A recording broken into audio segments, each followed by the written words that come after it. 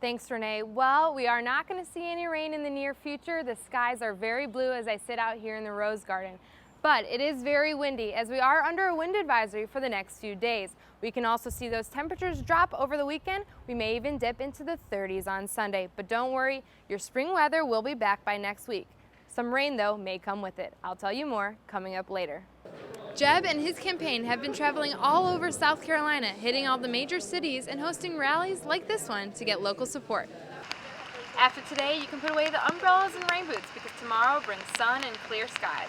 Coming up next, I'll have your 5-day forecast. 10 states today will be participating in both the Republican and Democratic primaries. Alaska will only be participating in the Republican primary and Colorado only in the Democratic primary. Now let's take a look at the delegate votes across the Republican states. We can see Texas here with 155 votes is trumping all, no pun intended. And this will take up about a quarter of those delegate votes. Now 11 of the Democratic states have double of those delegate votes. Texas, though, will still take about a quarter of them, making Texas a huge win. Just another day at the office, except for Cassie Cope, looks can be deceiving.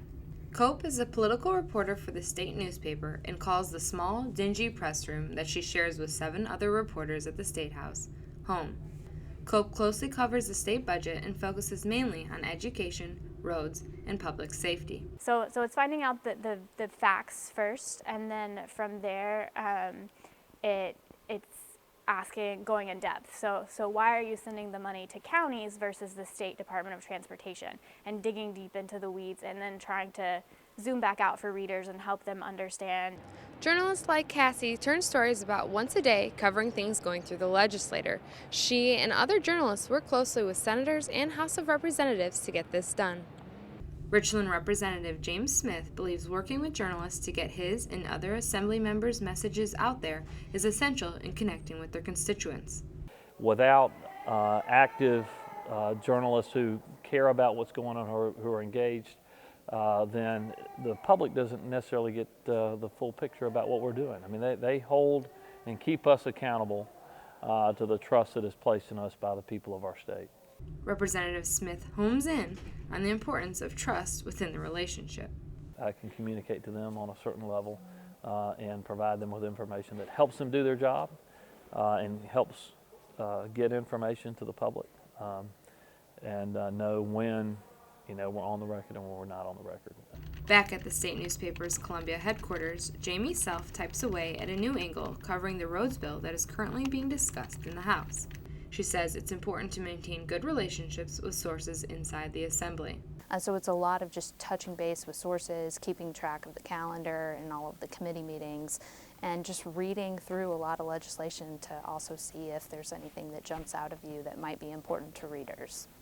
Cope, Self, and other reporters covering the legislature focus on providing readers with easily understandable facts and information while closing the gap between elected officials and their constituents, and creating a greater transparency in government. Gabrielle Aarons, Carolina News.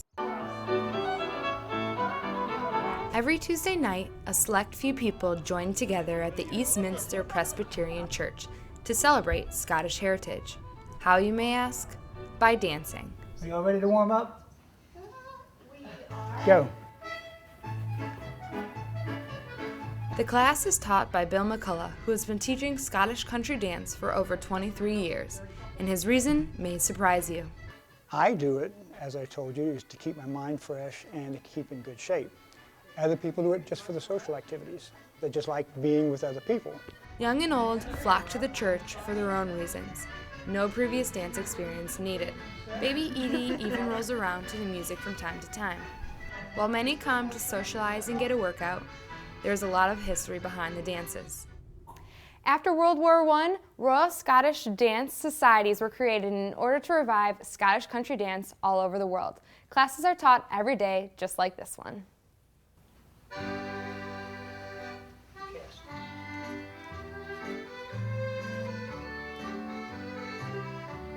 Colleen Walker and her husband have been attending the dance classes for about 20 years now. My husband and I were new to Columbia. We had just moved here, and He saw it in the paper, showed it to me, and I said, that looks like fun, so let's try it. As the dances got more vigorous, the breathing became heavier, and so did the laughter. Every Tuesday night, Scottish descent or not, everyone is welcome to come learn the Scottish ways. Gabrielle Ahrens, Carolina News. Good afternoon. Turn off your phones and put them away, please. This is how Jay Bender opens every class, bow tie clad and all. Jay has been teaching this law and ethics class of mass communications for over 30 years. He has also built a national reputation as a lawyer for newspaper and broadcast. When Jay received the South Carolina Press Association Lifetime Achievement Award at the annual meeting last week, he was in utter shock.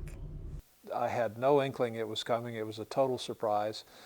I told Bill Rogers when I got it that I was speechless, and his response was that was the first time ever. Bender is retiring from teaching at the end of this semester and will retire from his legal practice at the end of the year. I couldn't have thought of a better way to spend a lifetime than representing newspapers. One of Jay's many claims to fame is the First Amendment. He helps media outlets all over the state defending them in court. WLTX General Manager Rich Odell says Bender's work will be missed around the station. We rely on Jay. We rely on his knowledge, we rely on his wit, and we rely on his counsel. Odell says Bender is the preeminent First Amendment attorney in South Carolina. He's one of those guys who not only knows the law, but he helped form the law. He helped shape the law. Bender has educated generations of journalism and law students with his no-nonsense style of teaching. It was kind of remarkable that 20 of you were absent on the day I gave the pop quiz. Graduating senior Christina Zagami says she will never forget what she learned in his media law class. I feel like taking his class is a rite of passage. You don't truly earn your journalism degree until you've taken Jay Bender's class.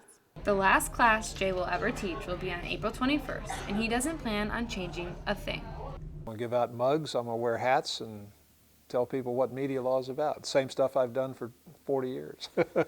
Looking ahead, Bender plans on remodeling an adobe house in New Mexico and traveling the world. But he will never forget his time here at USC, and his students definitely won't forget him either. Yeah, where's Normandy? Gabrielle Ahrens, Carolina News. Do you know where D-Day took place? Normandy. On Carolina News. Hello and welcome to Carolina News. I'm Khadijah Dennis. Good afternoon. Thanks for joining us. I'm Gabrielle Ahrens.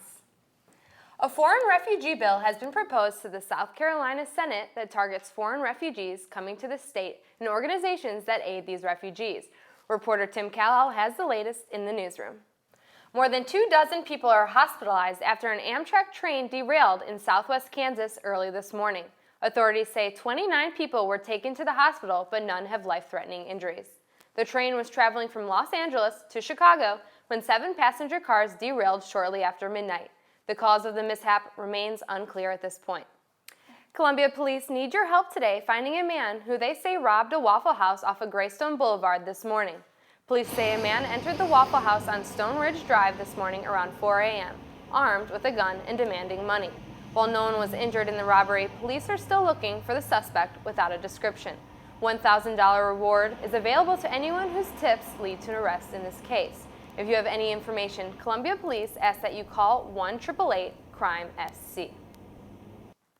Forest Acres Police Department also released surveillance photos from a bank robbery last week. Police are searching for a man that walked into Wells Fargo Bank on Forest Drive with a handgun and demanded money.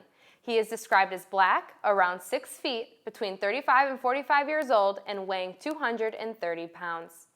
If you have any information about the robbery, contact Crime Stoppers at 1-888-CRIME-SC. We really understand the flooding situation here in Columbia. It's sad to see that there's another situation happening this year. Luckily for us, it's warm out today. Yes, the sun it is is. shining. Yes, 85, spring is right? finally arrived, and we'll take a closer look at that. So we're really lucky to be here in Columbia because some places like Michigan, Omaha are getting a lot of snow and hail right now, and I'm standing out here feeling that sun warmth on my face. But first, let's take a look at Columbia. We can expect temperatures and partly cloudy skies, but the sun has come out a few times throughout the day, making We had a beautiful day. Temperature 79 degrees, humidity 34%, and winds out of the south at 17 miles an hour. Now let's take a look at the current temps across the state.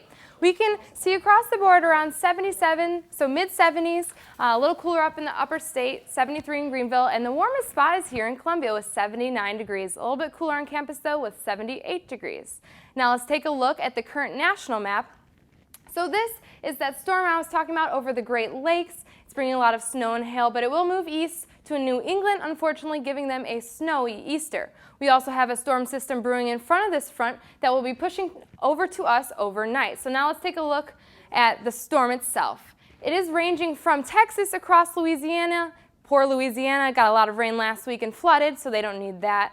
But by tomorrow, we'll see that front will have moved across the coast and out of our way. We do have a fast-moving front here, and this is what will bring that rain on Easter that I talked about earlier, and also some cooler temperatures. Now let's look at tonight's forecast. So we can expect mid 60s, lower 60s, a little bit cooler in the upstate, 61 Greenville, 64 in Columbia. So a really mild night. You might need some jacket, but that's it. Now let's take a look at tomorrow's highs. We can see that 77 across the state one more time. Really nice along the coast. A little bit warmer at 78, 80 in Columbia, but let's take a look at that 5-day forecast that I promised you.